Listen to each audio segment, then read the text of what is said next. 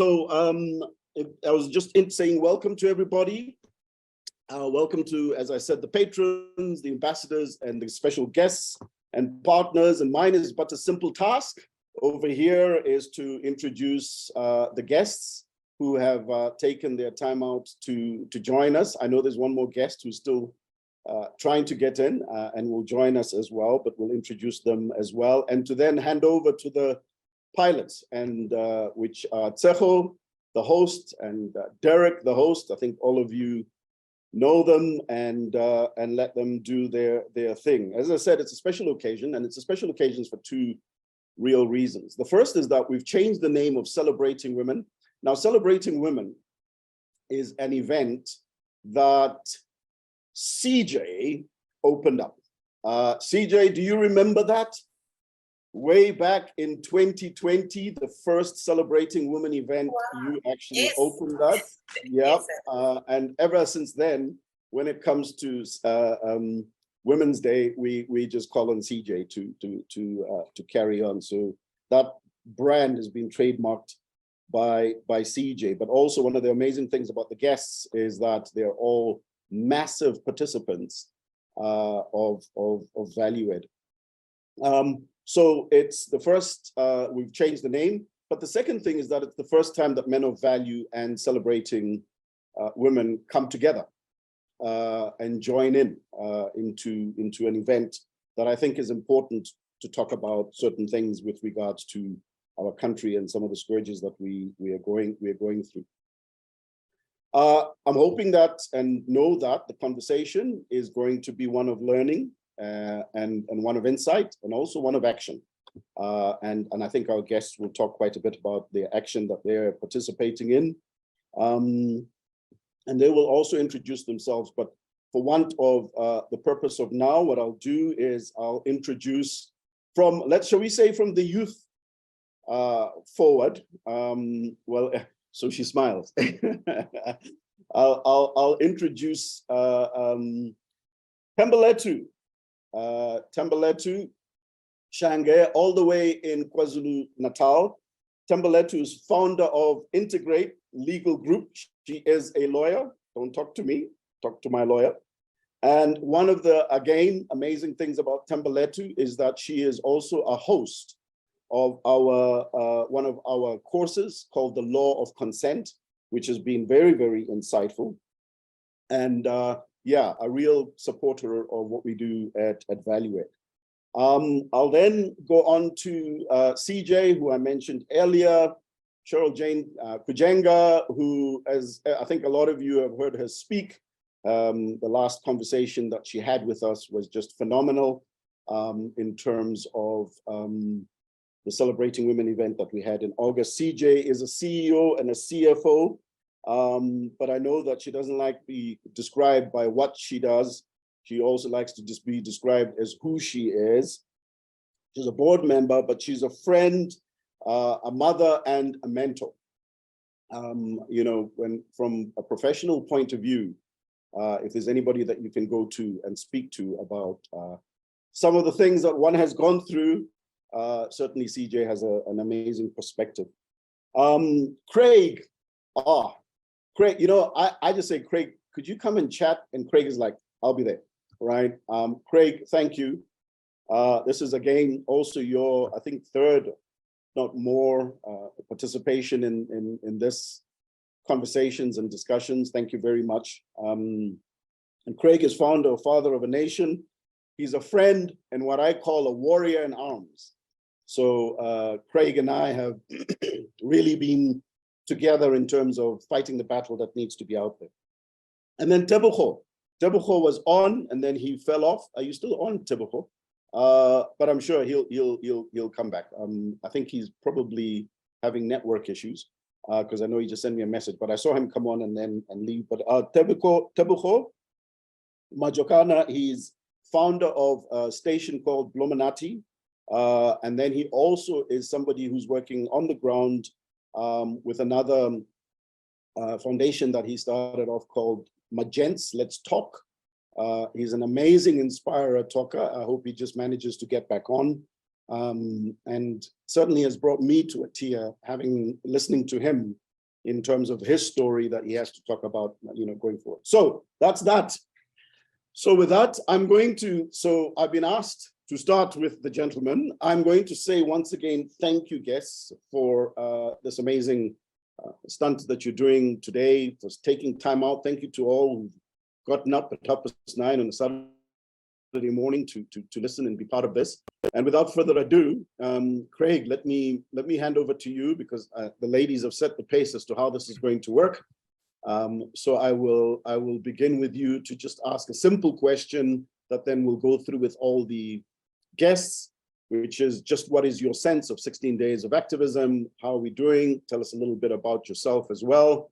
And then we'll move around, and I now hand over to the pilots of Derek and Zeko Sebugodi and Derek Mzoneli. I think you all know. Over to yourselves. Thank you very much. Welcome, everybody that's live on Facebook. Whee! Over to you. You want me to jump in, Derek, or you have a few words to say? No, that's you. That's your cue. No, that's for you. That's my cue. Okay, great. I hope the ladies haven't asked us to go first so that they can crit what we're saying. It's a setup. It's a setup. Well, I mean, firstly, 16 days of activism. It's such a tragedy that we have to have something called 16 days of activism. I mean, it's like a very distorted version of, I guess the metaphor is Valentine's Day. If you have to force men to be romantic one day a year, they've missed the boat. We need to do it throughout the year. And the fact that we've got 16 days is such a major tragedy. Our reality in South Africa is a very, very serious one. I don't know if you've read headlines recently. I have. Are we winning the war against gender-based violence? Are we making any difference? Billions of rands being sent towards it. I don't think we are at this point making a difference. And I think the reason is we're not dealing with the root cause. A lot of awareness. I mean, I tear my hair out, as you can see. A lot of it's gone. I tear my hair out going to these meetings once a year, and you just hear the statistics rolled out, and you hear the same old nonsense being spoken again and again. 1 in 3. We know that. Protests. There's a powerful thing written by, I think it was Stephen Covey who said it. He said that to the extent that a society has values, law is unnecessary. But to the extent that a society has no values, law is unenforceable. And we've gotten to a point in South Africa where if we had to really look at the root cause of gender-based violence, and let me start by saying that no boy is born an abuser. It's not in the masculine DNA to abuse. In the masculine DNA of a well-raised, healthy man, our DNA and our drive and our urge and everything is to protect. So gender-based violence is the absolute opposite of what men are designed and raised to be. So we have to say that something's going wrong on the journey from boy to man. Something horribly is going wrong. No one comes out of their mother's womb with the DNA wired to abuse. It's just not there. Things like prejudice, racism, corruption, these things are not in the DNA of a man. They are wired into the DNA of a man when they are raised or not raised or wounded during the journey from boy to man. So until we start looking at that, why are men abusing? Why are boys going so horribly wrong? Why do we have so many men when their God-given nature is to protect women? Why are they abusing women? Something horribly has gone wrong.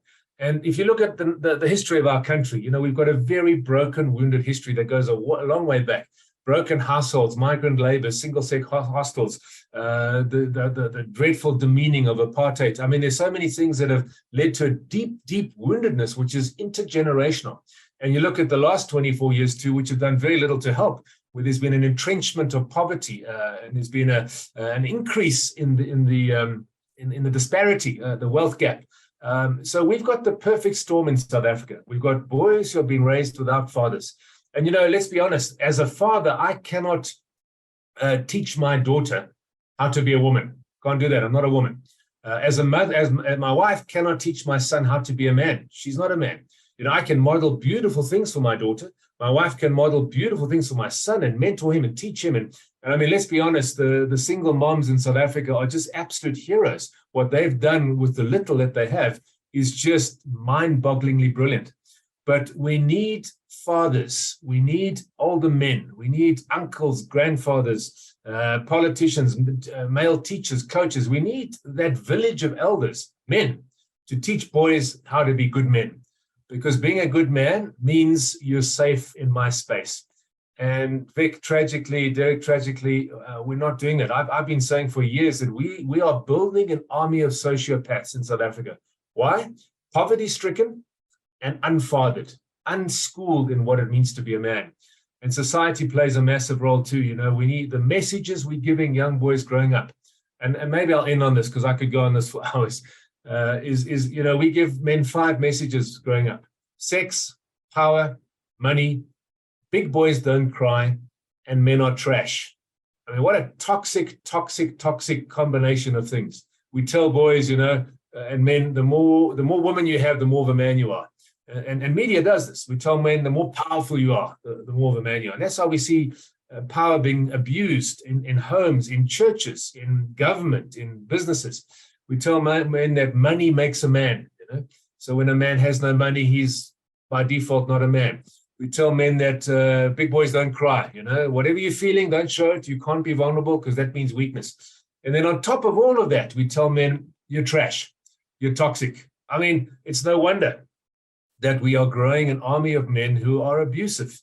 And so I'm you know, Father Nation is passionate about refathering men, about teaching men how to be good men, about, you know, my belief is that if we can heal men, we can heal the world.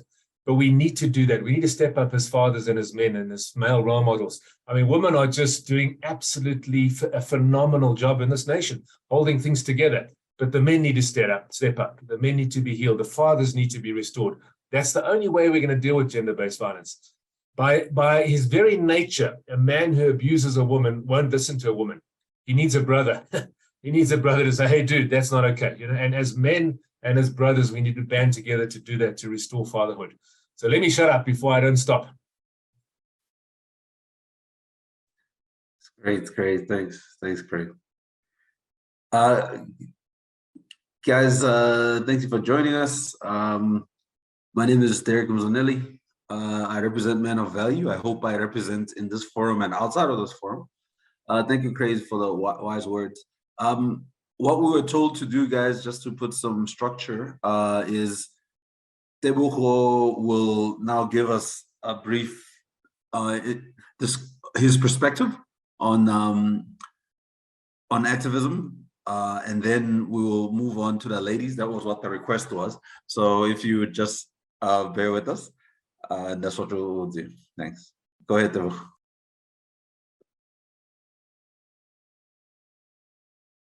Good morning to everyone that is joining us. Good morning to you, Derek. Good morning to everyone on this call and on this platform. And also thank you very much for this opportunity to be able to engage again on a topic and a subject that most of us shy away from, which is gender-based violence, and is there solutions to it? My question to everyone, I hope somebody can just maybe translate this for me to those that don't understand, because I think it's going to be very easy for me when I say it in this language, kuyoze kube nini ingane kabani kumele ishone for us to take note. Kuyoze kube nini amadoda athulile angayenzi lutho.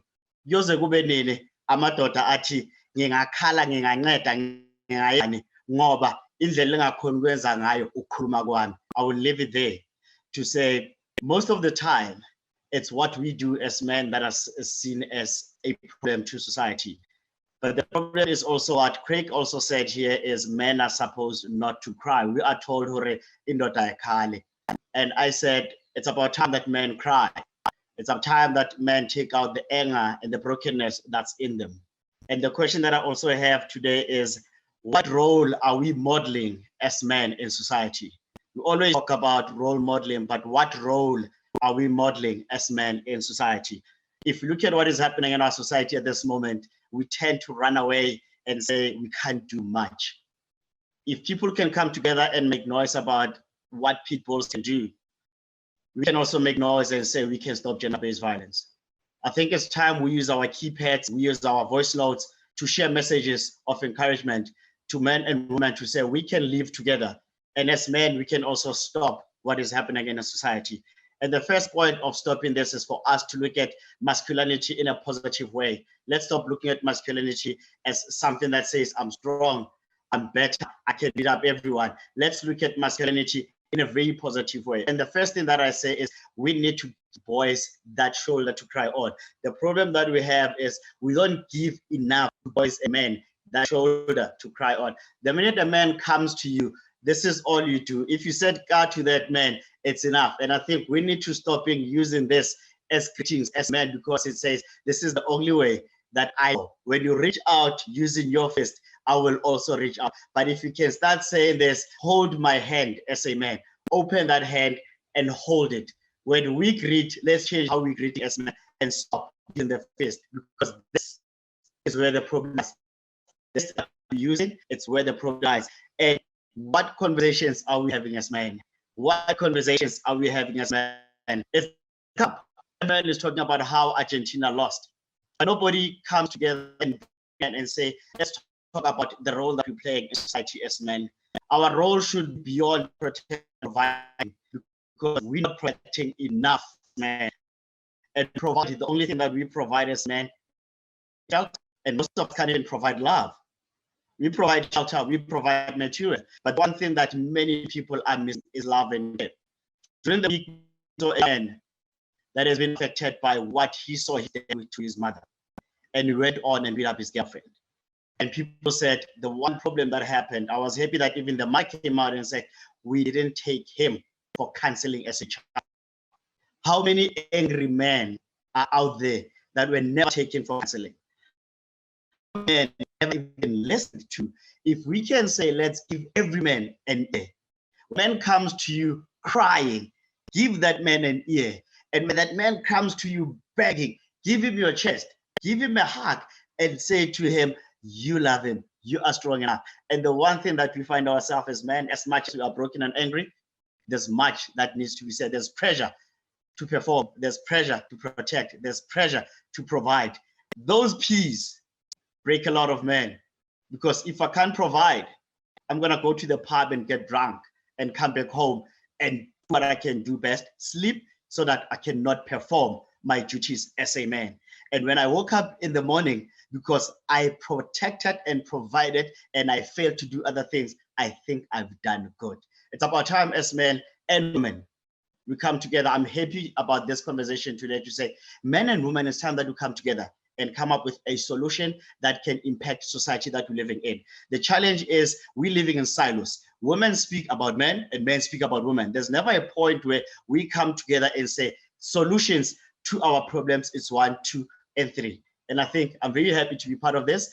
As Craig said, I don't want to talk too long because we've got ladies that are going to also share this platform. But I want to say, what role are we modeling as men in society? We are role models, but what role are we role modeling in society? Thank you very much, Derek.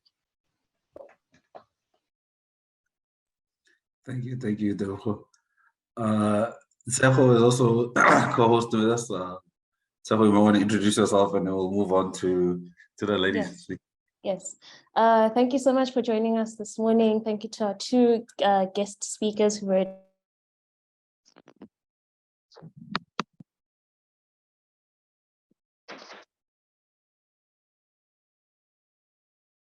we might have lost Seko. so excited and glad that you guys chose to spend your morning with us so that we can have these very important discussions around all right. I'm not sure which one of our 2 ladies would like to start. Tembeletu is smiling, so I think I'm going to pick you. I smile all the time, but it's okay. I love it. Good morning, everyone. First and foremost, thank you for having me. My name is Tembeletu Shanye, and I come from Integrate Legal Group. I'm based in Durban, so it's really nice for us to be able to actually have this conversation with people from all over the country. Okay, I think when it comes to 16 days of activism, based on what both Abu Ditebucho and what Craig said, I think we can all have an agreement that it needs both sides to come to the party. So I think the way in which we've been addressing 16 days of activism has been in silos for many, many years. But what we can all agree on is that it hasn't worked. Right? Every single year, we have this campaign, we have 16 days. But like Craig mentioned earlier, that the fact that we even need something like this is a problem in and of itself. So we then need to find solutions that are actually going to make tangible change and that are actually going to bring both parties involved to not necessarily an agreement, because we're never going to get to one, but I think we need to find a way to work together, move forward, and understand the roles that we play and that we're supposed to play in order to, alleviate the problem of gender-based violence. So I think it was yesterday where I read there were stats being posted on Women for Change. I think it's a page on Instagram. And the phrasing of the words or the sentences were, women, I think there's an approximate number of women who have been raped. Another one was, there is, we have a few women who have been sexually assaulted, but nothing really speaks to the perpetrators. So even the way in which we phrase things, it says 10,000 women have been raped, for example, instead of there are 10,000 people who have raped women. There are 10,000 men who have raped women. So even the phrasing of certain things is not direct to the actual point of where we need to be going. So it needs to come from a point where firstly we take ownership of perpetrators, but also to understand that perpetrators aren't just men. Gender-based violence has been made into a thing where it's just only about men and women. So another problem that comes with 16 days of activism is the fact that it's only centered again around only women and children. And that totally negates the fact that in as much as it is a lesser number of people, we still have to acknowledge the fact that men are also victims. Now it goes back to the message that we also take across to these very men who are found in such positions. Again, I share the same sentiments of there's no one born an abuser. Absolutely nobody. So it then draws back to society and how now we as a people actually raise the men and the women we are trying to have in order to foster a society that does not condone abuse, that does not hide abuse, and that does not actually perpetrate this very abuse. We need to then, I'd say, now work from the bottom up. And I think what that looks like now is educating from as young as possible. So now instead of trying to fix the problem from the top, because it's already occurred, we then find ways moving forward as a society to work from the bottom up to ensure that as years go by, that we actually have lesser numbers going of abuse. So a way in which we can do that is by a simple mechanism of education, where we educate young people, we educate both boys and girls in the same settings on what abuse looks like, what it is. What do you do when you find yourself in an instance of abuse? What are the remedies available to you? What constitutes abuse? Because for some people, abuse only seems physical, where it's an actual fist hitting your face. But abuse is also very emotional, it's psychological. There's many, many forms of abuse. But because we're not taught and instilled the values of what abuse actually looks like from a young age, we're not able, even as adults, to discern what is actually abuse and what isn't. So this now goes back to what then we can do to actually create tangible change. It goes back to what we then do as Integrate Legal Group. So we have then taken the law and have made a program for young adults that teaches them about the laws surrounding sexual consent. Not students who are female, but all learners. So we put both females, boys and girls, in one room, facilitate the laws to them, and actually get them to discuss these things, because these are the very people that are going to become heads of households, that are going to become mothers and fathers. So we need to, again, start with the very core of where the problem starts within the households that they grow up in, they learn to then unlearn these things that they might be witnessing within their homes, so that by the time that they grow up against society, not only are they able to teach others, but they're also actually able to implement these very values that they taught from a young age. And this will not create change overnight, not at all, but it's something that will result in change happening over the years. And then we can start gradually seeing a different society that now does not tolerate abuse, understands what abuse looks like. That if, that's when now we can start, I think, heading towards a society that is educated, empowered, and actually knows, what rights they have. I'm going to speak a lot about rights because obviously I'm in the legal field, but I think it's really important for young people to understand what their rights are, because once you understand that, you're able to sort of not only have power in terms of what to do when you find yourself in a situation, but you're also able to exercise your right to have access to the very justice system that should help you should you find yourself in a situation where you are abused.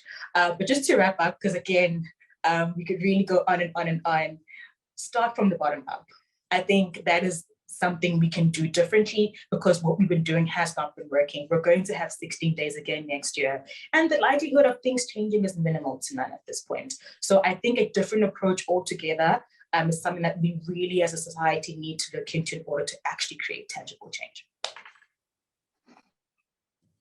Absolutely. Thank you so much, Thembaletu. I absolutely agree with you, especially when you mentioned that we need both sides to come to the party, especially when we have these discussions, because I think what usually happens is that we end up fighting each other instead of trying to find solutions, because you're defending, us as women, and then the men are defending themselves as men as well.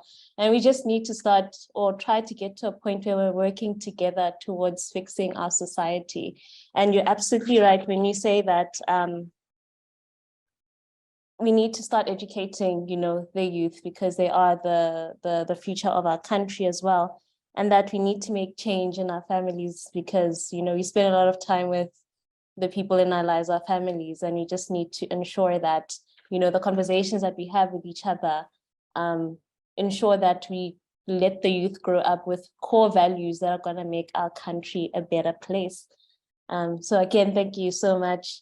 CJ, we'd love to hear what your thoughts are on the 16 days of activism against gender-based violence.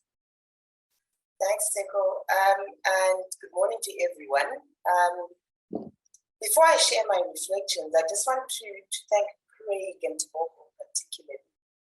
It's really refreshing to hear men own and talk about how we need to bring up men in a very different way. And I'm very keen to hear more from you and the work that you're doing in your different areas. I have 3 points of reflection. I don't have answers, but there are certain things that I think we've got to start having more conversations about. I'm the one who asked the men to go first, as opposed to the women. And the reason I wanted that to happen is because I believe this is predominantly a male conversation. And I know that might sound a little bit controversial, but like Thembaletu has said, we have spent many years framing this from the perspective of victimhood. So we talk about the number of women who've been abused, the number of women who've been raped, instead of talking about the men who have abused, the men who have raped. And I completely appreciate that it is both men and women, but I will talk predominantly about the male-female perspective. And the reason it's important to change the language and how we frame it is because if I come to you and I say, 10 men have raped women, the way in which you start thinking about the solution is different. You're thinking about how do I stop the men from raping the women? Up until now, most of our solutions are based on the framing that says 10 women have been raped. So we start talking about how do we make society safer? How do we make the places where we go and run, where we go and commune as women safer? Instead of having a conversation that says, how do we stop the rape from even happening? Why have we normalized the fact that rape could happen, or that some form of violence can be perpetrated towards, as opposed to dealing with the root cause of the issue? So the language, the narrative, the way we articulate this has got to change. I believe that once it changes, a few things will start happening. We will start calling out the men and the women who are perpetrators. We will start having a conversation leaning towards them, and we will start having a solution set leaning towards them, as opposed to a solution set that confines the victims or the people who are sitting on the other end of the spectrum. So that for me is the first reflection on this. The second is, I've been following this, and I think Tiboku, you touched on it, following this, Sonia Mbele matter that came up this week. And I read her letter, and I found myself sitting back and thinking about what is the cause of this scourge of violence? Is it a trauma response? Is there almost a societal expectation that violence will take place? Relationships, X percentage of relationships will be toxic in that manner. And is it perhaps because there's so many single mothers who are raising men and don't know how to raise men effectively? I don't know if we don't know how to raise men effectively. It's a question. In a way that enables them to not be perpetrators. But that Sonia Mbele, matter with her son and his girlfriend is certainly, I think, a spotlight for us to think about what are the different factors. How do we stop this cycle of violence? This is a woman who herself has opened up about the extent of the abuse that she went through. She raised a son, and by all accounts, she thought she had raised a good man. And her son went on to abuse his girlfriend. And there's also a trauma response there in terms of how the girlfriend responded to it. Did she feel that the family were enablers and she could not come to the family and call out the son and have a conversation that dealt with him in a very real way? I don't know, but there's a reflection point there around trauma response, societal expectation, single mothering, and it's a combination of all three, probably somewhere that there's an intersection there that needs to be explored. The third reflection is probably a more positive one. I've watched 2 movies in the last couple of weeks that have very strong female leads. And I found myself really reflecting on a society that could have framed the journey of women differently.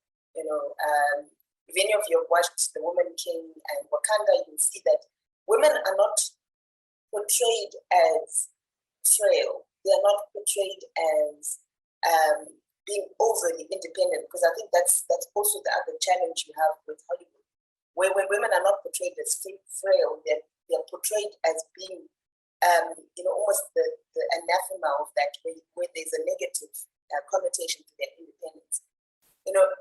If there was a world where my daughters who are 6 and 8 can grow up knowing that, we are complete, we are enough.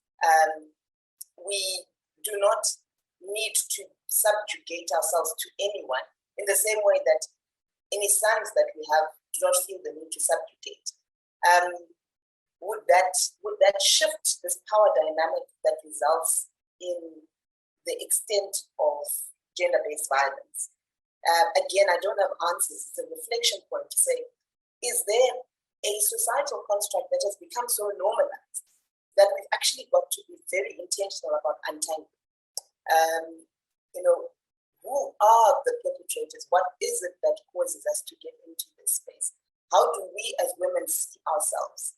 And do we normalize the conversations that ultimately result in violence being perpetrated against us?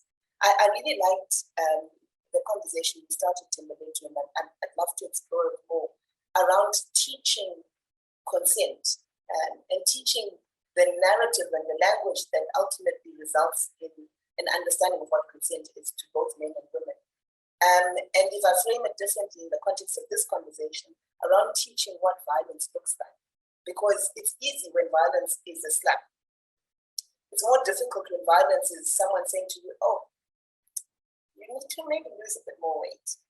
And that starts a conversation in your head around, am I not good enough? Or someone saying, oh, when you were out with our friends, I felt a bit embarrassed when we did this. And that starts a narrative in one's head that says, I'm again, not good enough. So there's a broad conversation around violence that goes beyond the physical into the emotional, and that we need to teach both our sons and daughters about at early enough stages. Thank you. I'll hand back to you, Sarah.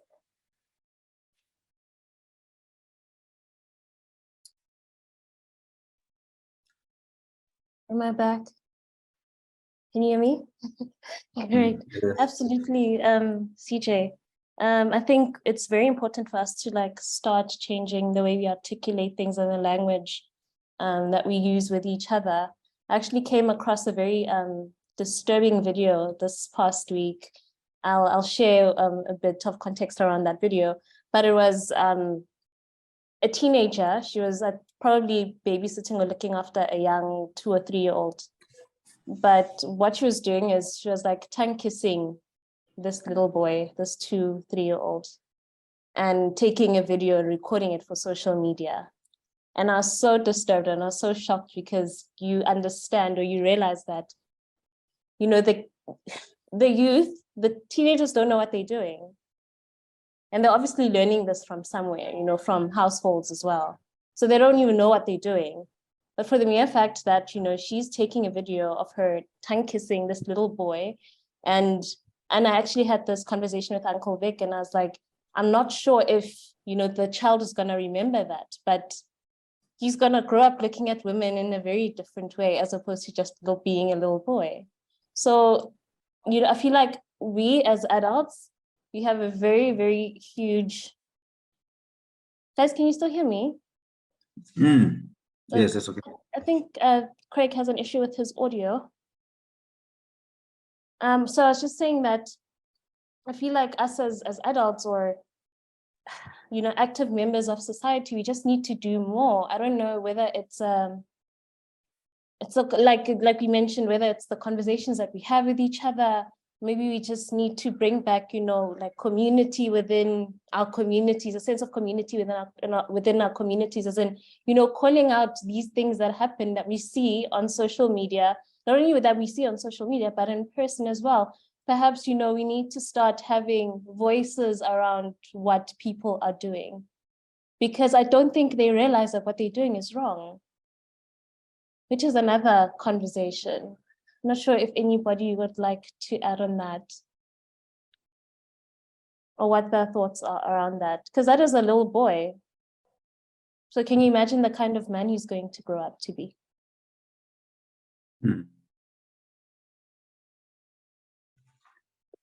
Yeah, that's quite scary. Thanks, Tejo, for sharing. Look, I think some things obviously kids will do just playing around, and they think they're playing or they're experimenting. You know, I wouldn't know what that context is beyond what you've said, but it does seem extremely, extremely abusive and problematic. You know, but if you were to take a scenario where you could film things that kids are doing all over the place in their households, you then think, wow, at which point do you learn and grow by doing things? And at which point does it then become taboo, incorrect, and part of the problem that's led to these 16 days? There's so much in this topic, guys. And I think what I've really been hearing is a need to mix males and females in the solution to getting rid of 16 days of activism, because we won't need them anymore if we're 365 days of behaving properly. That's the one thing that I'm hearing. The other one is quite societal, because it's how is the crime reported? How do we then perceive that? And directly or indirectly, what does it get us, you know, cognitively to be thinking about or to act on? And you kind of get a sense that society has to play a role. You know, some of us that grew up in these rural areas, you know, when something happened, good or bad, it was always a question of whose child is that? So if you went and you got an A in school, you must know, we must celebrate. if you were caught stealing at the local butchery, whose child is that? And what can society do? And you can understand how important that is, because not just is it punitive, punish that person, but it's also positive. Let's celebrate when good things are happening. So that's probably some of what I'm taking out of these discussions here. Guys, what we'd like to do is to continue hearing everybody speak, but are there any questions from the audience? Or if it's not a question, your feel on activism, and any comments around what you've heard?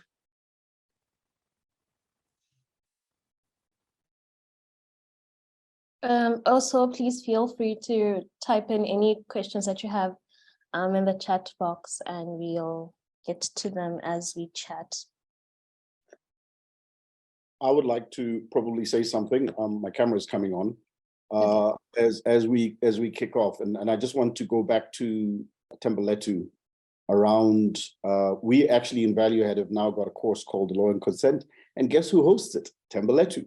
And the revelations that we have experienced, that I have personally experienced, from really understanding and questioning and getting to interrogate this construct have been phenomenal. And the need to actually go out and start making sure that young people get the knowledge that they need to get around their rights, as you put it, Tembuletu, is very important. There was a young boy who committed suicide in the classroom. I think it was about 2-3 weeks ago.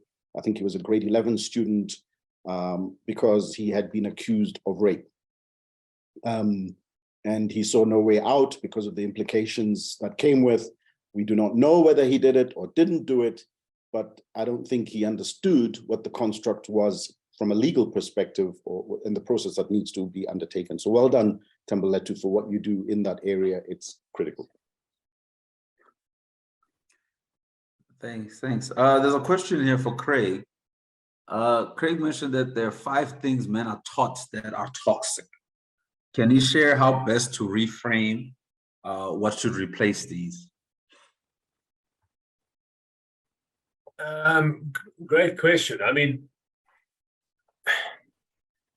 so I wrote a little booklet called The 6-Pack of Masculine Virtues, which talks about 6 things that make a man a good man. And I think boys are not growing up with the knowledge of that. You know, our desire as Father Nation, as the nonprofit, is to be, and for all of us, and that's where I've just loved working with Vic, because we're very much on the same page, and Derek, is to be the voice of the father that many men never had growing up, you know. And so we need to teach men how to be good men. For me, 6 things, and I'll say it very quickly. Again, it's a weekend seminar, but I'll do it in 2 minutes. Number 1 is men have strength. Women have strength too. Men have strength, and there are different kinds of strength. I mean, men physically are much stronger than women on average, but there are many kinds of strength men have: physical strength, emotional strength, psychological strength, verbal strength. And what makes a man, and this is what we need, what makes a man is not how much strength he has. It's not the size of his bicep or his bank balance. It's what he does with that strength. And we find in society 2 ways men use their strength negatively. One is they are passive. In other words, they fail to use it. You know, so much evil happens because men fail to say anything. You know, passivity is the opposite of masculinity. Femininity and masculinity are not opposite, they're complementary. The opposite of masculine is passive. Men are not designed to be passive. We have a strength and a voice, and we need to use it. So a lot of men are just escaping, not using their strength, escaping into drugs and alcohol and pornography. And, you know, a man is in the pub when he should be with his family, etc. So there's passivity and there's also aggression. These are 2 ways men use their strength. They fail to use it or they misuse it. And we need to teach men, you are strong, man, and it's good to be strong. I say to men, you are designed to be dangerous. We're dangerous as men. We need to be dangerous. Never to women, children, each other's brothers. We need to be dangerous to the danger. Racism should fear masculinity. Abuse should fear men. So number 1 quality, teach men to be strong. We must never feminize men. We must teach men to be wild and strong, but to use it for good.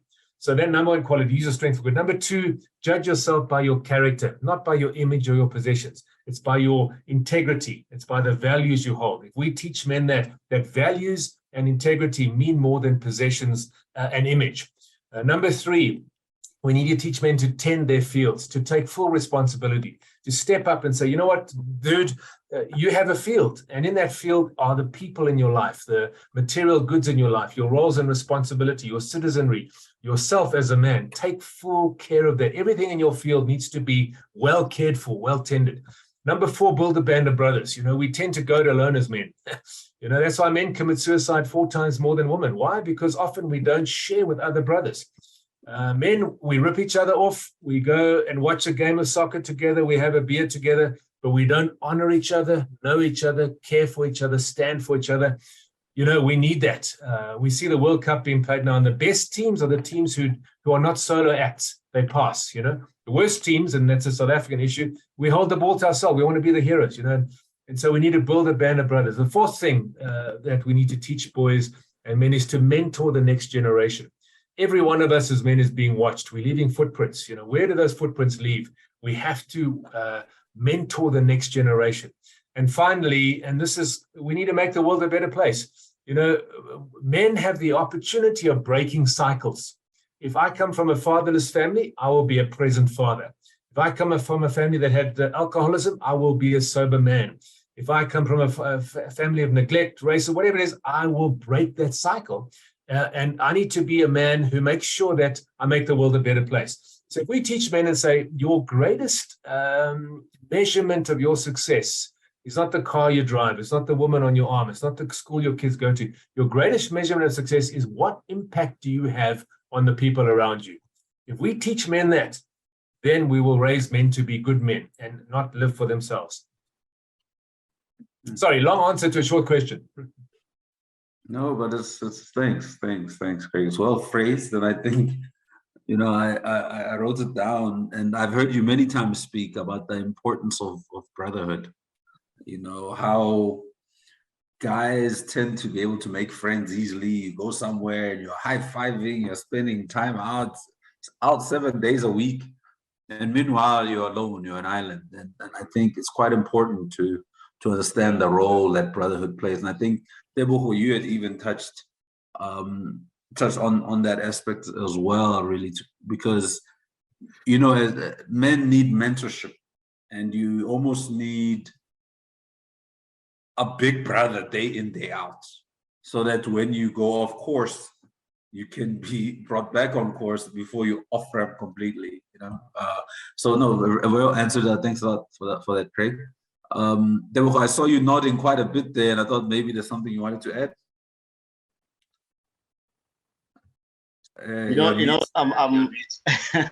It's just a lot of things that come to my head. What Craig just said about how we're not as tight as we should be as men. If you have to take it back to how we were raised, we're always in group as men. But I don't know what happened. Then you find a man is now on his own, doing everything alone. Is it because of when I come to someone and talk about my problems, I'm judged? Or when I break down in front of a certain group of people, I'm judged, and I'm better on my own because I'm safe and nobody's going to judge me. And I would like us as men to go back to that thing, to say, be my brother, be my sister, be my friend. Let's help each other, not only in business. You see a lot of people when they go to play golf and they go to business networking, it's because it's business. But when it comes to us talking about our feelings, nobody's willing to listen to me when I'm crying. Nobody's willing to listen to me as my brother to say, come to me. There's a video that I just checked now, but a few minutes ago, of a man breaking down on Facebook saying, I'm tired. I can't do this anymore. I'm tired of being raised. I'm tired of being bullied by my own brother. I am tired, to a point that he's even wishing death upon his brother because he's tired of how things are happening in his household. What happened to brotherhood? I'm your brother's keeper. What happens to, I'm gonna take care of you if you take care of me? If we can go back to that, I bet you, Derek, there'll be less and less and less of gender-based violence, because no man will come to you and say, I'm beating up my woman. No man will come to you and say, I'm angry. When they are angry, you sit down and check. A lot of guys are angry. They're working, driving big cars in white collared shirts. They're in big offices. But if you had to open up and ask them, how do you feel versus how you look? I bet you will have a lot of answers in that space. But thank you very much for that. But yeah, it's just listening and saying there's a lot that we need to do. We can't do it in isolation. Let's work together as men. Absolutely, absolutely. Thanks for that, Tebogo. And I know it's good that we're getting more and more interaction, guys. Please continue with the questions.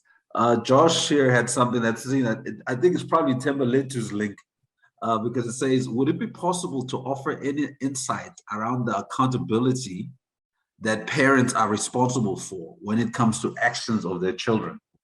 Very interesting question. Okay, thanks for the question, Josh. That's a very interesting question. Like Derek had mentioned, I'll use a very silly example, but I hope it portrays the picture that I'm trying to relay. The pit bull scenario that's going on right now, right? The pit bulls are the ones that are causing the deaths that are happening with the children. However, there's a call in society for the owners of the pit bulls to go and actually, report and send their pit bulls to the SPCA, right? That's a whole different conversation. But the point that I'm making here is the fact that children, firstly, are not of age. If you're under 18, you're not of age, so you're still under the guidance of your parents. What that means now is that it takes the onus of the parents now to then go and ensure that they raise their children correctly, firstly. But secondly, if they are if they notice that there are problems in terms of what their children are doing, in terms of any actions that they know of, it becomes the parents' responsibility to then correct that. It goes back to one of the sessions we had earlier on in the year, in one of our sessions with Value Ed, where we spoke on obligatory and mandatory reporting on the part of any adult that knows of any sexual conduct or any mishap happening, right? So it goes back to the same thing here. There is no law that forces parents to report their children, not at all.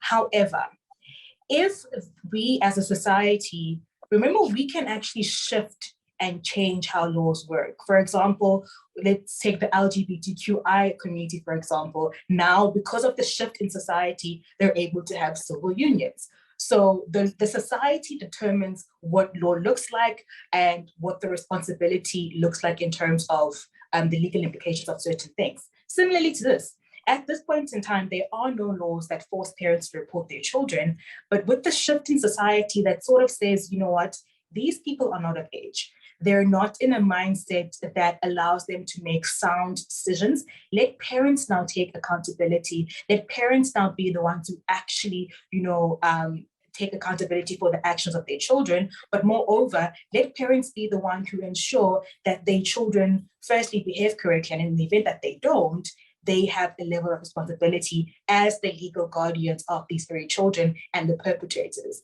So I think it calls now on society again to ensure that the shift happens. Because once we as a society say, you know what, again, we do not have the ability to incarcerate children, because if we do that, we're not teaching them anything. Let's now put another, not just on the law, let's put another responsibility on the parents to not only make sure that they raise them correctly, but also in the event that something happens, you take accountability. I'm not going to say I guarantee you, but there would be definitely a bit of a shift when it comes to parenting and parents making sure that their children do the right things. So, but just to answer you, Joshua, there is no legal law that forces parents to take in accountability, but there can be a shift that forces that to become something that is enacted within our law. I hope that answers your question. Thanks. Derek, could I tackle it from a slightly different angle? Please. And maybe intentionally misinterpret Joshua's question. I do believe that there is a level of accountability society and our elders need to take. We all know situations where a woman is being abused in her home, she goes to the elder and she asks for help.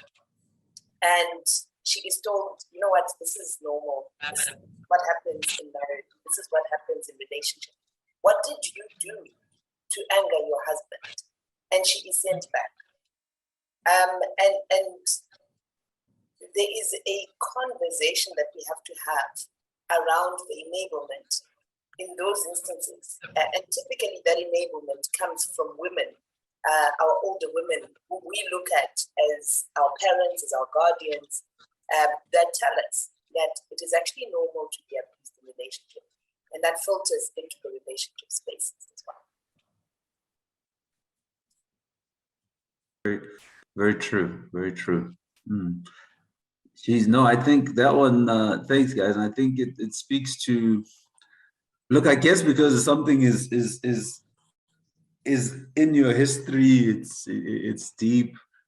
Women, for example, having grown up being subservient to men, it might be difficult to then change these things via using the elderly. But I definitely think the values around which families are built play quite a role. Unfortunately, there's some negative aspects that we would need to deal with, you know. But it's true. I mean, if every abused woman could go to someone within their family and speak to them, we probably would have less abuse. But I think the problem is your place of safety is not just a place of safety. You know, it so often this abuse thing requires going to the law. How can we have families standing aside when someone is being beaten up until such time as you have to involve law enforcement? It's extremely worrisome. And it's perhaps one of the things we need to be talking about is to say, what did you do before you went to the police station? And when I say you, what did you as an individual who knew about the situation do? You know, and that's the kind of stuff that I'm hoping 16 Days of Activism speak about. It probably speaks about, let me grab your hand and go to the police station. Well, in fact, let me go and lay the charge because I'm tired of hearing the noises from next door. You know, real activism. It's obviously usually after the fact. I mean, it's reactive, but you know, it's one of many questions. I see Craig's got his hand out, and I see Timberletu. Maybe Timberletu, you were on this discussion first. Maybe if you could just answer it, and then we'll go to Craig. Okay, thanks. When it comes to, I think one thing that we actually should implement from a legal standpoint, because I think I mentioned earlier in the answer that we've got mandatory reporting for young adults. I think we should get to a point where we have mandatory reporting for anyone who knows anything. I think that would definitely hold us as a society a lot more accountable, again, to be my brother and sister's keeper. I think the idea of hide and yin game, it's not, you know, it's not got nothing to do with me. It's not in my family. It's going to sort of, you know, go away because it's that very notion of that's going to harm us, society, in terms of us coming together. So I think the focus that the law places on young adults should really also, you know, go back to just your ordinary citizens again, who are a lot more exposed to your domestic violence as well, because they are the ones who are more exposed to your intimate relationships, workplace harassment, and the like. And I think enforcing something that forces anyone, not just that is underage, to report would definitely sort of help us get in the right direction.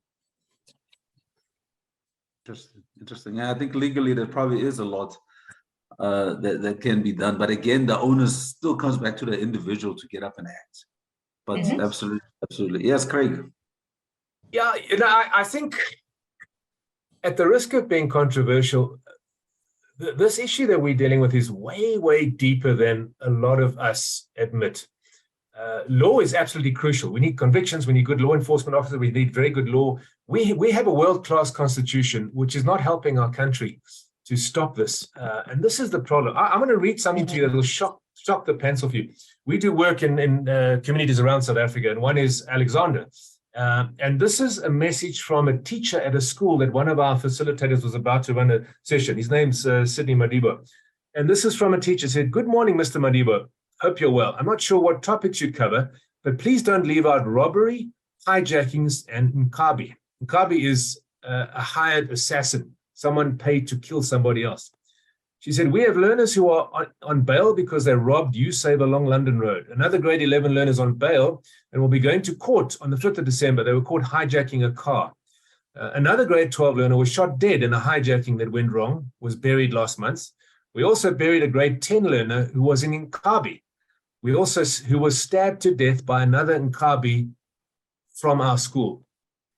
Now, I mean, this is something that comes out of a horror movie. This is a school, a high school in Alexander. Now, you know, we can talk about laws and constitutions and all kinds of things, but there's an absolute complete breakdown of society and families in communities around South Africa. Boys in grade 10 are receiving money from taxi owners to kill other people. I mean, this is beyond the pale, you know. So, you know, what Derek, I think, was saying earlier around, if we have, you know, it was such a beautiful scenario where some kid would do something in the community and they say, well, who are his parents? I mean, we've lost that. We've completely lost that. You know, the saying that says it takes a village to raise a child. We've lost that village. There's an absolute and complete and utter breakdown of society in places like Alex, where kids, a lot of those kids go home not to parents. A lot of the girls who live in that school go home and they live with their boyfriend, who's a sugar daddy. You know, there's no parental, you know, so I mean, the solution is not easy, but we need to go way deeper than having a good constitution and good laws.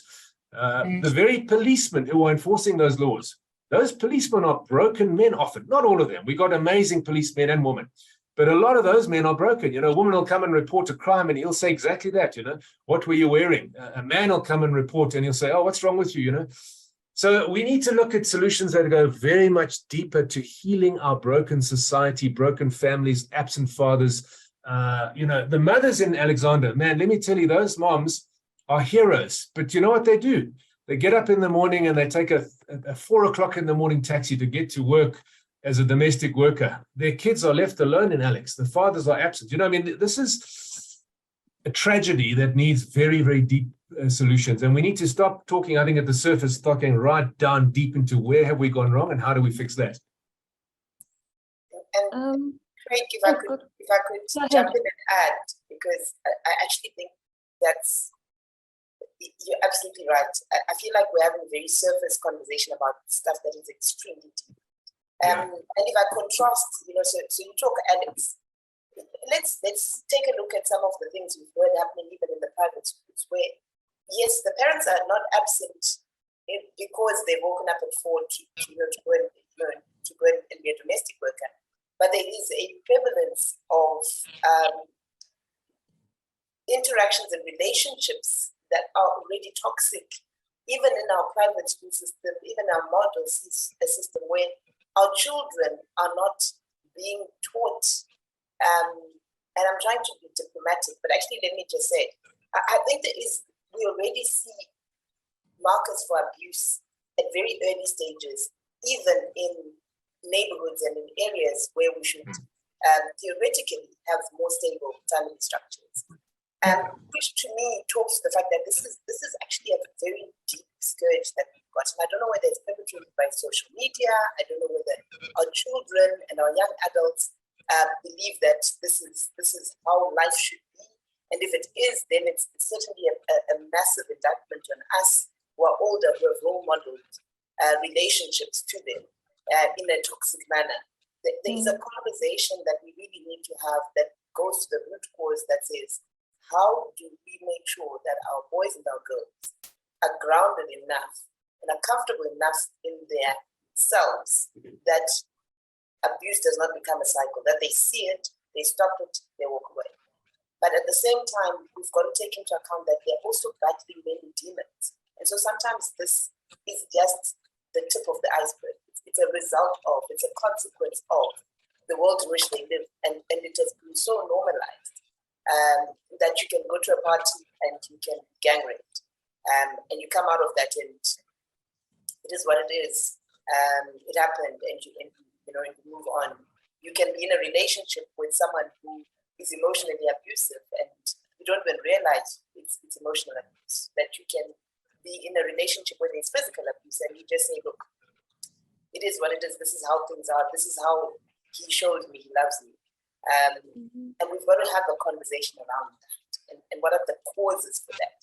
If I think of it from a corporate perspective, we start to ask why. And then you get to a level deeper and say, but why? And you get to a level deeper than that. But why? And there's something in the way we're dealing with 16 days of activism and dealing with issues of gender-based violence where we're not really getting to that deep why. Why is that happening? And then use that to develop solutions that are long lasting.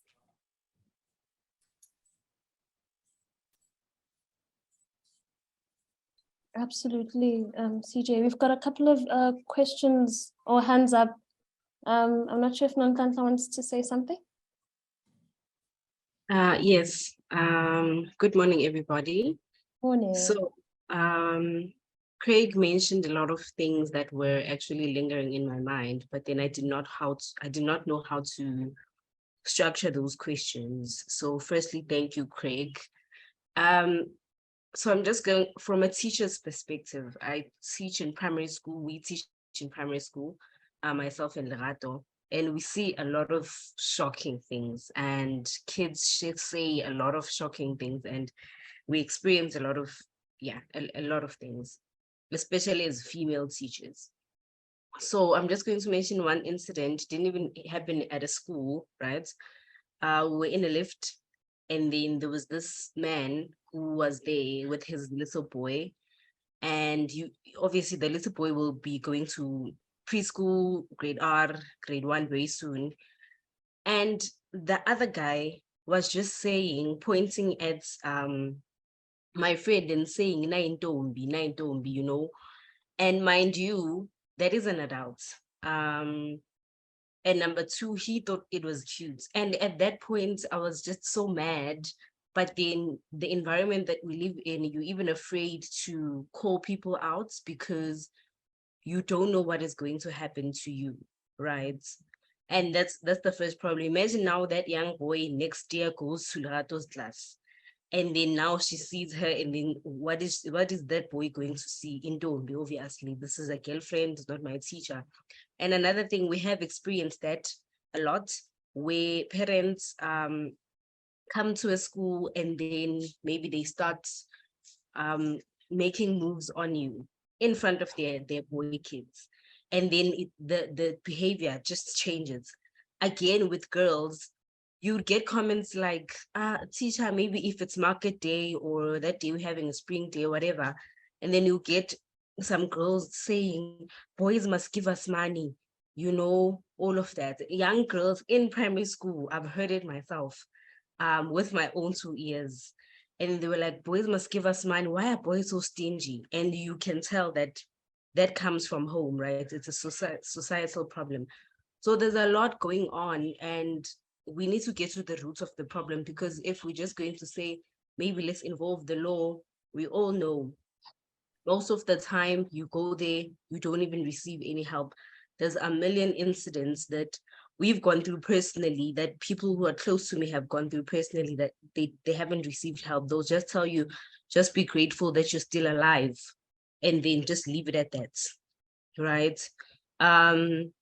So there's a lot that needs to be done, as well as when he mentioned the whole Alex situation, to say there's moms who go to work at 4 a.m. in the morning, but then mind you, they're also parents. The minute maybe you're 15, you're 16, they'll tell you there's no food at home. Go make a plan, you know? Or the minute a woman sees you with a boy from school or whatever, or you just feel the pressures of having to provide for your family, and then parents will be happy to receive that money or those groceries from a child. They won't even ask, where does it come from? To a point where even if you come home and say, I'm no longer with that person anymore, or that person is abusing me, they'll tell you, go back, because now what are we going to eat? You understand what I mean? So there's just a lot going on in regards to gender-based violence, where it comes from. And mind you, there's a lot of people who don't want to heal and who are not willing to heal. The minute you speak about healing, you are seen as, oh, now you know it all and all of that. And people are just like, I'm fine the way I am. And I live in a space where, I don't know, we brew Izingabi this side. I mean, we live in JP Town, right? So it's guns all over. The kids that we teach already know about Ingabi. And obviously, some of them are aspiring to be Ingabi because some of their fathers, their uncles are Ingabi and have killed people. A gun one time a gun was shot near our school, and then these kids, they were still in grade 1, I remember by then, and then they were like, yeah, you know, you did well. After I'm terrified, and then they're not even shaken, just seeing the situation as normal and saying bamlaile, and like I was stunned. So there's just a lot going on in this country that we still need to talk about. So the question is, how do we then protect each other as men and women from societal pressures, right? Like as a woman, you have to be selfish and demand everything from men. Some men will even promote that. I've experienced that. Someone was saying, now be selfish one time. I mean, you're a woman, just like demand, and take. And I was like, Haibo, here am I trying to be human, and then you're telling me to be selfish. And how do men now don't fall under the pressures of popping bottles, of buying expensive alcohol, and all of that? So yeah, this situation is much, much deeper. Thank you so much for sharing, Nonhlanhla. And I think something else that we need to like start taking seriously is just, you know, the pressures of social media. Because I mean, TikTok, guys, is another social media platform that's influencing our kids or the youth to believe in things that don't make sense around, you know, expectations that we have for one another. There was another video that was floating. It's a young girl, probably in high school or primary school, but she was just talking about how she won't take a boy in school seriously because, you know, he wouldn't give her money. And there was just an outroar on social media around, you know, why would you expect a boy your age to give you money when you still rely on your parents for things? And someone said, I think what needs to happen is for the youth to understand or to come back to where they are in terms of, you know, their age. Because I think, you know, life has moved so fast for us, or no, it's moved so fast for them because of the things that they get to experience on a daily basis, and the role models that they see, or the things that they watch. You know, we've just normalized so many of, you know, things that just kids are supposed to experience much later on in their lives. So I think, you know, social media plays a very, very big role. And another thing that was mentioned was, you know, men need to stop hitting on and approaching girls in high school. And the man said, no, but at the end of the day, the girl has her own mind. So she'll get to decide whether or not she wants to encourage the guy to continue or not. So we need to stop policing each other's relationships. So you just understand that there's just a lot going on, and we all have different perspectives around what's right and what's wrong. And I'm not entirely sure how we can fix that. Maybe we can start with the conversations that we have with each other. But yeah, Nantla's absolutely right. I think the issue is much, much deeper than we think. Twenga. Hey. Hey. Hi everyone. Good morning. I've really appreciated this very important conversation that we're having this morning, and just everyone's contribution. Yeah, I think from my side, I've recently registered my nonprofit company, Today's Together, and we support teenage pregnant mothers in South Africa and Southern Africa. So far, we've supported 80 teen mothers, and we've partnered with Christian Dior to fight the plight of teen pregnancy in Africa. And recently, they invited us to speak at their retail leadership program, just wanting the French community to get to know more about what organizations like us are doing to solve an issue around young women in our local communities being caught in this plight, in this social issue. And after speaking at the event, virtually, I just kind of realized that, gosh, this French fashion house is so keen on just trying to get on board, not because I think they're financially able to, but support. But I think, I don't know if they're so strongly convicted by just this this crazy issue that young girls are giving birth on so regularly in South Africa. And after I spoke, I kind of stood back and I realized that this is a local issue that needs to be like addressed by like our local society, our local governments, our local organizations. And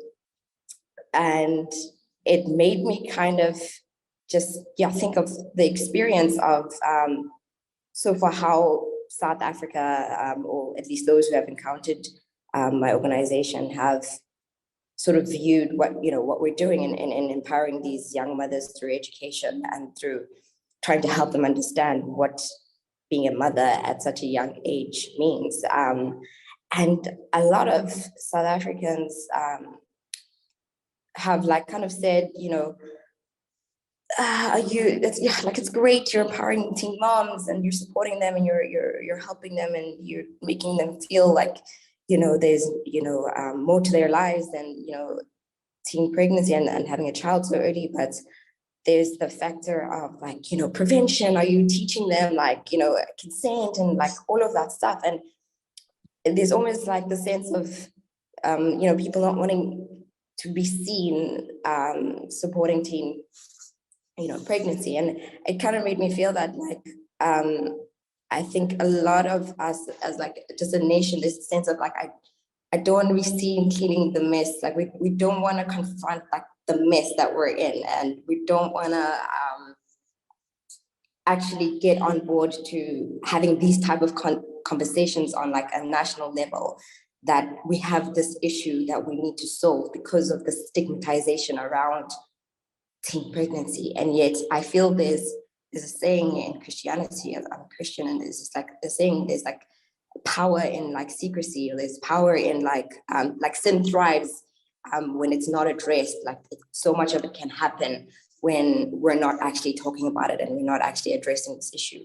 And I feel like we're so, I don't know if we're so hurt that we're just watching in front of our faces. I mean, I have a daily primary experience of being around 15-year-old and 16-year-old pregnant girls.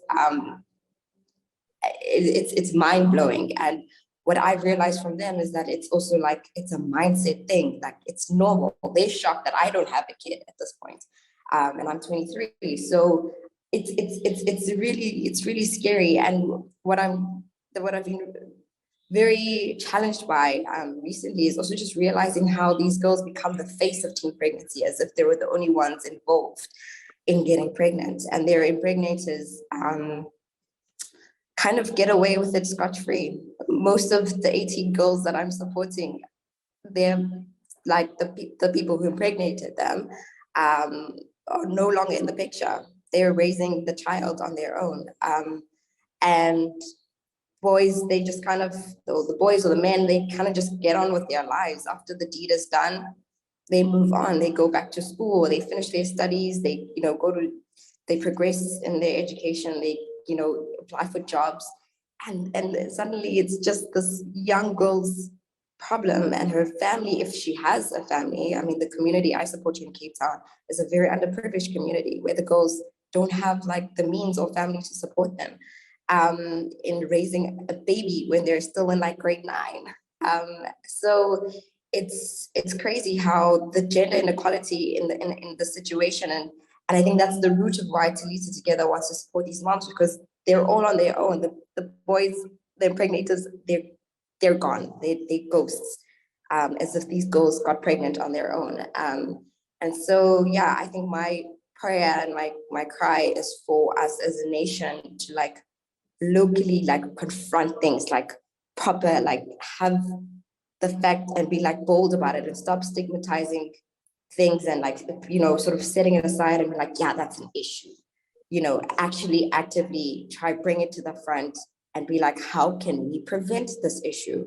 Of course, prevention is part of with every single girl I spoke to who is pregnant or is a mom. One of the first things I'm like, contraceptive. We need to get you on contraceptive. That's like my priority.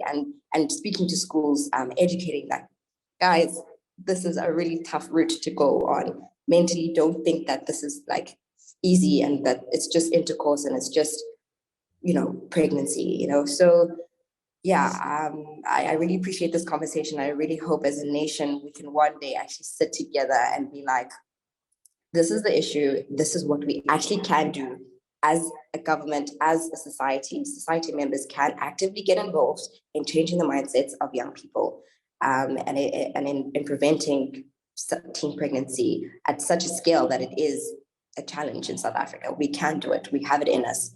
We just need to be brave to face our demons, or like our issues, our societal issues. Yeah.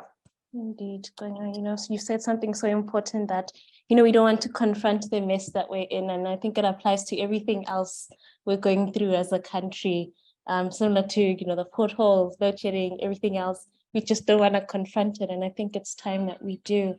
Pumla, would you like to say a couple of words? Absolutely.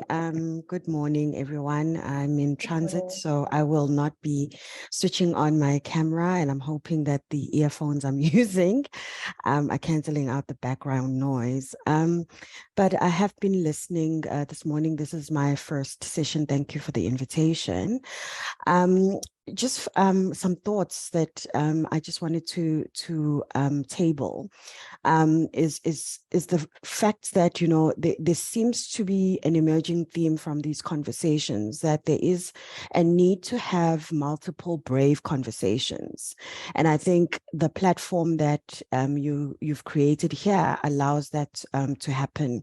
And what I got a sense of just listening to various comments and feedback, as well as reading some of the comments, is that there's also a sense of feeling overwhelmed because the issues are a lot broader than just the individuals. And sometimes when you're trying to tackle the elephant, it can feel quite overwhelming, and you feel like you're just lost in a huge cyclone, and you don't know whether to make heads or tails of what's happening. But what I want to say, just as some of my views, is that what really stands out for me is that there are a couple of themes that are emerging on values, on rights, and finally on accountability. And these, what I'm also asking myself, and I think it's something we all have to ask ourselves, is what role does our culture play? Because we have to take cognizant of the diverse cultural contexts that we as men and women come from. Some of the issues do stem from the way we protect problematic aspects of our cultures, things like Indodai, Kali, and Begezela, And for me, part of evolving is being able to decipher for ourselves as individuals what part of our cultures are still serving us and which parts are not, that we need to leave behind, because the point of evolving is to be able to also have a mirror, put up a mirror and say, what about, my culture is going to serve me and the survival, of my people, versus what is no longer serving. And we need to actually have those conversations, because culture sounds like such a broad context, but culture is also about the individuals within the family, the individuals within, the group that we move in as friends, etc. And I think what Tembale too touched on about rights is also quite crucial.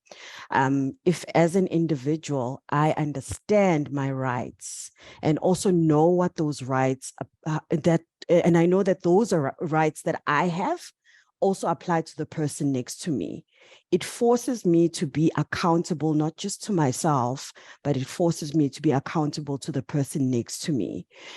Because if I am going to be demanding respect for my rights, then I have to demand the same rights for the person that's next to me. And that is just a universal, I think, principle that we have to be able to always challenge. And then lastly, you know, I touched on accountability as also a theme. And I think for me, the accountability is just such a broad one, because we talk about, you know, what is the parent's accountability in this, and what is the individual's accountability in what is happening. And what I got clear also from the speakers is in reference to the fact that we continue to focus on one side of the coin. We focus on the victims of rape. We're not focusing on the perpetrators. And we're also not focusing on the secret keepers, because sometimes it's not just the perpetrators. Sometimes it is the people that are holding these secrets in the families, people who are holding these secrets in society because they allow it to continue to happen. And the fact that there is no accountability for those secret holders, because you always hear the stories of everybody knew about this dark secret in the family, but nobody wants to talk about it. People want to stand up and act like, these things were not known when they are. And then also, just on the last speaker talking about teenage pregnancy, and the question that it begs for me is, where is the focus on the fathers of those babies? Where's the accountability there? And I mean, I grew up in a world where, falling pregnant as a teenager was a taboo thing. And it would be the families from both sides, the boy and the girl side, who would take accountability in that. And I think, it also goes back to our culture. There are parts of our culture that we've lost along the way, which were key in making sure that, we keep these things in a way that, they should be framed, because it's not something we've actually normalized things that are not normal. And we are part of the problem because we normalize things that should not be normal. So yeah, and just finally, thank you everybody for taking the responsibility of having these brave conversations. And I know it feels overwhelming at times, but I think it's so important to understand that the change has to happen at an individual level. It's overwhelming when you try to change society. Society is made of individuals. So we have to start where we are with who we interact with. And, we have to say the buck stops with me. Thank you. Yeah. Wow, Pamela, thanks. I said a lot there. You said a lot there. Thanks. Guys, for the sake of time, I mean, I know that the things we discuss on this platform are usually hard hitting, and you find it takes us time to warm up and everyone gets involved. But unfortunately, we are moving towards the end. So I think maybe what will assist is to have our speakers just close. We'll probably give it, 2 minutes each for everyone to close, and we'll probably have to sum it up there. But thank you very much for the involvement, and I think we can keep the conversations going, obviously on social media side. If we could just go around, and we started with the guys, maybe we'll start with the ladies on the closing side. I know we said a whole lot. If you could, CJ, maybe just put in your closing words. I suppose what this conversation shows is just how complex the issue is. We're talking about activism, but as we're talking about it, you find that there are elements of our society that inadvertently are contributing to what we're seeing as the scourge of gender-based violence. I think it's an important conversation to have, and what I would certainly urge you to do as Value Ed is to not just have it at this time of the year. I do believe we need to have more combined women of valor and men of virtue engagements, and we need to actually have sessions where we say this is a problem-solving session as opposed to a discussion, and we come up with 2 or 3 solutions that we want to pilot and test in different areas, that we can also do the change in a more tangible way. But thank you for setting this up. Thank you. Thembalethu? All right. Hi, everyone again. I think conversations like this are incredibly important But I think what's even more important is ensuring that we have solutions that come from this that are actually implemented. Because we can talk for days, we can talk for 365 days on activism, but if no tangible solutions, one are generational conversation, but moreover actually implemented, I think we're going to still have conversations like this for many more years to come. So what I would say I implore all of us to do is to use these conversations to then go out and actually implement the things that we talk about, because as we said, there is a lot that needs to be unpacked and there's only one of each of us. So we need to go out in our individual capacities and use the abilities that we have been given to then create this change, to then actually make sure that we are the people that start this new generation of a generation that actually speaks about these things, but also acts on them. So I think platforms like these are really important in starting that and starting that change that we need to all enact. But yeah, thank you so much to everyone for your contribution. I really, really had a good time listening to everyone's opinions. Thank you. Have a great, great Saturday.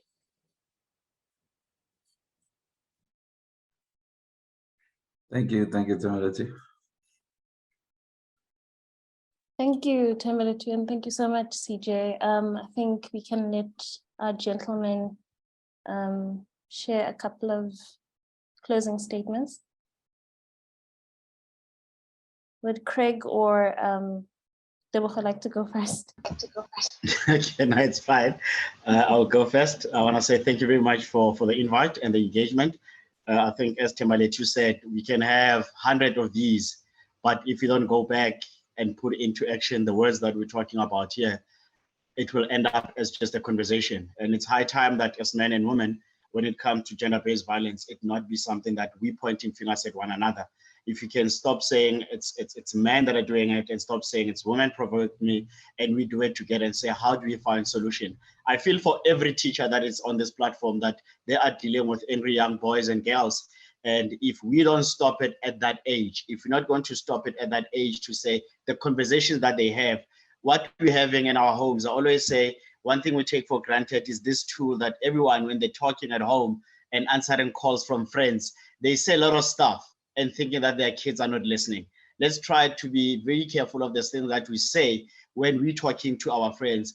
When Tembeletu's friend call and say, I dumped him because he doesn't have money, the little girl is listening. And when that little girl is listening, it's the conversation that she's going to have with her friends. Everybody has made, is it fans only or only fans, so popular to show to our girls to say, if you have a body, you can make money out of it. We need to start different conversations with our kids, conversations that will inspire and impact society that we're living in. All I'm going to say to you is thank you very much. Kodwa ngithi kuyoze kube nini indoda inganalizwi, kuyoze kube nini omama bahlukubezwa, kuyoze kube nini sikhala singayenzi litho.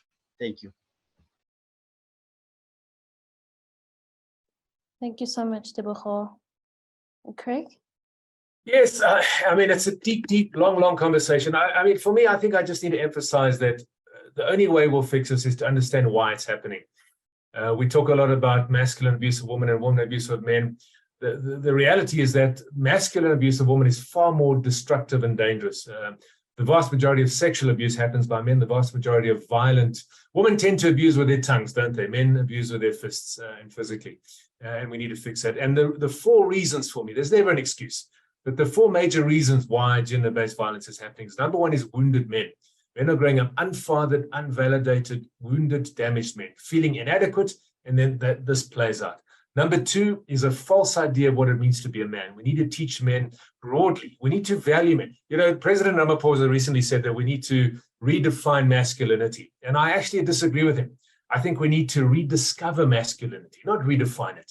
Rediscover. I mean, throughout all of our histories, no matter where you come from, there are men who stood up and fought for their families, men who've stood up and gone to work every morning and at great expense themselves provided for their family. This is masculinity. On the Titanic, 19% of women died on the Titanic, 75% of men. Why? Because men were giving up their places to women. That's masculinity. We don't have to redefine it. We need to rediscover it. The third reason why abuse happens is undervaluing women. You know, I spoke at a college a while back, and one of the young men put up his hand and he said, "Sir, would you pay for milk that comes from a cow that you own?" talking about a misconception of Lobola. We don't own women. We're not superior to women. We are equal co-creators of this world. And number 4, emasculating circumstances. The more unemployed and impoverished men are, the more likely they are to feel inadequate and rush out. So these are 4 key issues that we have in abundance in our society. And we need to address these issues if we're going to address gender-based violence. So thanks again, Vic, Derek, Tseho, lovely to be with you guys. And let's hope, let's not hope, let's do it. Let's make things happen. Absolutely. Thank you so much, Derek. Yes, thanks so much. Thanks for putting in your time. Thanks for the hard, difficult, and genuine conversations. And I think this is, as Debaho is saying, it's an opportunity now to start where we are. And I think a lot of us have said it, start where you are at all times and be that little change. And hopefully we, in our small individual spaces, can have the influence that becomes bigger than you as an individual. Thank you so much, everybody. Thanks for your time, and enjoy the rest of your weekend. Absolutely. Thank you so much, everybody. Let's continue to push and create the reality that we want to live in our country. Thank you so much. Have a great weekend, and we'll see each other soon. Thank you. Thank you. Thank you. Thank you. Bye. Stay safe. Thank you. Thank you for watching this ValueEd on the go recorded live session. If you enjoyed this session and would like to learn more, please head through to valueed.co.za/members. By becoming a member, you will be able to join our live and interactive sessions. This will allow you to ask the host questions, but also meet our other ValueEd family members who are part of this course. You will get access to all of our on-the-go recorded live sessions, as well as our other ValueEd sessions, including the Mogul Masterclass, Leadership Masterclass, and Career Discussion Academy. So, we hope that you decide to join the ValueEd family by heading through to valueed.co.za/members. Until then, we hope that you stay inspired to make better choices for tomorrow.